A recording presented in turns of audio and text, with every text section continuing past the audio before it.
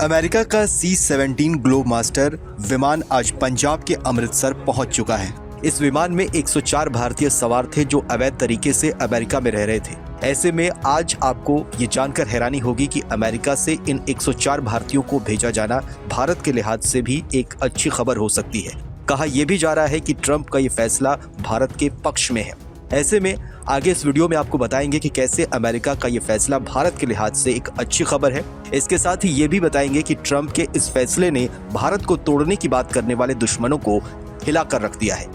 Donald Trump जब से America के राष्ट्रपति बने हैं वो अवैध प्रवासियों को लेकर बेहद हमलावर नजर आ रहे हैं। कहा कब से जा रहा है कि ट्रंप अमेरिका में रह रहे दूसरे देशों के अवैध प्रवासियों को वापस डिपोर्ट करने का पूरा प्लान कर चुके हैं। अमेरिकी प्रशासन के द्वारा तैयार की गई रिपोर्ट में हजारों की संख्या में भारतीय भी इस लिस्ट में शामिल थे।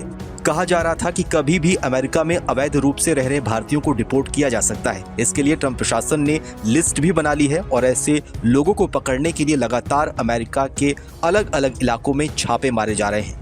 ऐसे में अब 104 भारतीयों के पहले ग्रुप को अमेरिका ने डिपोर्ट कर दिया है और इन लोगों को लेकर अमेरिका का C-147 विमान अमृतसर लैंड कर चुका है। अब सवाल ये भी है कि आखिर अमेरिका का ये विमान अमृतसर ही क्यों आया है।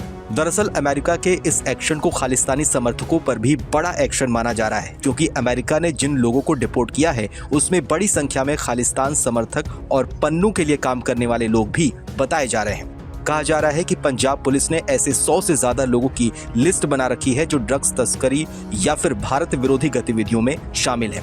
ऐसे में कहा जा रहा है कि ऐसे लोगों के भारत डिपोर्ट होने के बाद उन्हें पंजाब पुलिस गिरफ्तार कर सकती है। जानकारों की माने तो खालिस्तान के सबसे बड़े चेहरों में से एक पन्नू को लेकर भी ट्रंप प्रशासन बड़ा एक्शन ले सकता है। आपको बताएं तो 27 जनवरी को प्रधानमंत्री नरेंद्र मोदी से फोन पर हुई बातचीत के बाद डोनाल्ड ट्रंप ने कहा था कि अमेरिका से अवैध प्रवासी भारतीयों को वापस भारत बुलाने के लिए भारत सही कदम उठाएगा। अनुमान के मुताबिक अमेरिका में इस वक्त लगभग 18,000 अवैध प्रवासी भारतीय हैं जिन्हें भारत डिपोर्ट किया जाना है। ट्रंप के सत्ता में आने के बाद भारत सरकार ने इस समस्या को सुलझाने के लिए अमेरिका के साथ मिलकर काम करने की इच्छा जताई थी। माना जा रहा है कि अमेरिका में ट्रंप प्रशासन ने सबसे बड़ा डिपोर्ट प्रोग्राम इस वक्त शुरू किया है।